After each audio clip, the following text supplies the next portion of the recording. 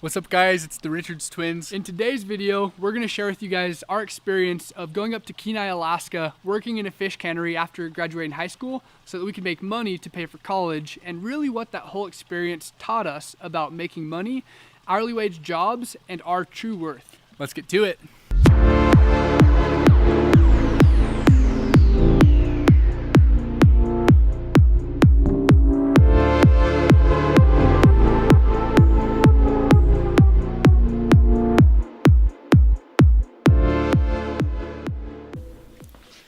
Growing up in rural North Idaho, every summer we would spend working on our grandpa's farm, and we bucked bales, we repaired fence, we drove hay trucks, and it was a lot of hard work. Back then, what we believed, like most people, was in order to make more money, we would just have to work more time and work harder. So come graduation, when we heard about an opportunity to go up to Alaska and work 16 to 18 hours every day, we were excited because that meant we could make more money, and we needed to make a lot of money to pay for college. So we hopped on a plane, flew up to Kenai, Alaska, and started working in a fish processing plant. When we got there, this thing was massive. There's huge doors where semis could come in and drop the fish, and there were docks off that way. The whole goal of this processing plant was basically to just process these fish as they would come in. Our first job when we got there was to be gutters. We would gut the inside of the fish, and there were multiple other jobs there in the plant. Really, our entire goal that summer was to work as many hours as we possibly could, because we thought the more hours we clocked in, the more money that we would make.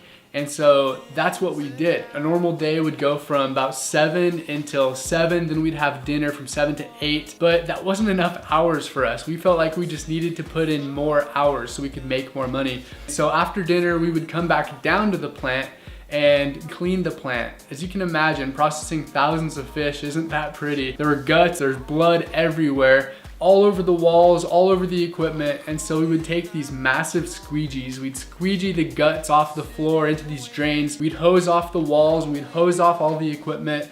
And then after about 2 to 3 hours of doing that, we still had energy inside of us. What work could we do? We could go join the night crew, doing dock work. Our job there was we would hop in the boats as they would come by. They had these holes with fish inside of them, and we would jump inside, and there are thousands of fish in there. Our entire job was to grab those fish by hand, pitch them into these totes, have it raised up 2 stories, so that then they could be sorted and then they could be wheeled to the plant. It took about 45 minutes per boat. We'd do a boat, we'd wait 10-15 minutes for the next boat to come in, and then we would do it all over again. There were a couple days when the plant was kind of slow. There weren't fish coming in, and when everyone else was taking the day off and resting, Andrew and I felt like we needed to be working, because that's why we were up there. If we weren't working, like, what's the point of being there? So we went and found the bosses, and we asked them what odd jobs we could do, and we started doing all these random little odd jobs. One day, the tide came up and it brought all this driftwood and all this garbage underneath the bunkhouse, and it was our job to crawl under there on our hands and knees, crawling under this building, throwing out all the garbage, throwing out all the driftwood. Another job we did was there was this big ice house. It was 2 stories tall. You go in this room, and it's literally this machine that's just raining ice 24 hours a day, and we would go in there and we'd shovel all the ice to make sure it didn't all jam up the machine. And so we did everything we could, and eventually we developed a reputation to be the hardest workers in the plant. Our coworkers, they saw us killing ourselves to do this. They came up to us and they asked us why we hadn't learned the pegging job, and we asked them what it was. They told us it was this job that if we mastered, we could get $1 pay raise, and that fired us up. We asked them why not many people were doing it. So they described to us what we'd have to do, and it turns out it's the most important position on the line, because you're at the very front of the line. If you screw your job up, then everyone else gets shut down and the entire operation grinds to a halt. Basically what you do, there's fish that come in to shoot. You're at the very front of the line, and you take these fish, 40 to 50 fish a minute. You put them on this conveyor belt, and your hands are in ice water, so they're freezing. The fish are really heavy, and so after about 30 seconds, most people's hands would cramp up and they wouldn't be able to do it. And so Andrew and I, we really wanted that $1 pay raise, and we mastered that position. We got so good that we could basically do it in our sleep. There were days when we'd roll in, we were half asleep, and we could just do it by feel. 40 fish a minute, 50 fish a minute.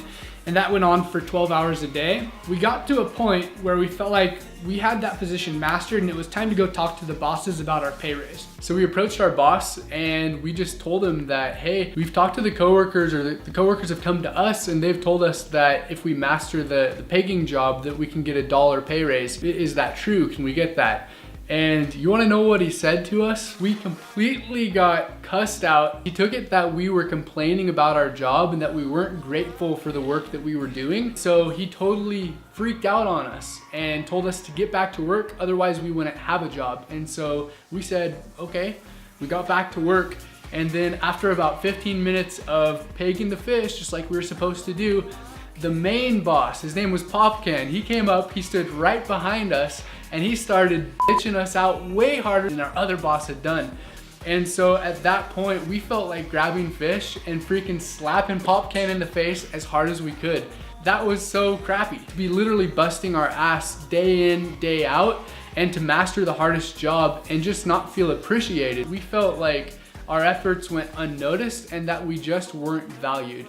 At that point, we had an epiphany and we realized that in an hourly wage job, we would never get paid according to the value and the results that we delivered.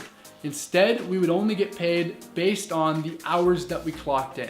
From that moment forwards, we committed to always being open to better ways of making money and new opportunities. The next summer, we jumped into door-to-door sales, a commission-only job, which we loved because now we were being paid based on the value that we produced. It was mind-blowing because we worked half of the time as we had in Alaska, yet we made 3 times the amount of money. Plus, we had a day off every week, and we were incentivized by the company to make more sales and do a better job with free trips, free swag, free housing. It was mind-blowing. At the end of the summer, we understood our true value and we realized that we had the power to create any level of income that we wanted. So you need to understand that you don't get paid more by working more hours or just by working harder. You get paid more by providing more value. That being said, it's also important to stay open to new opportunities. If you're feeling undervalued or you're not happy doing what you're doing, don't settle.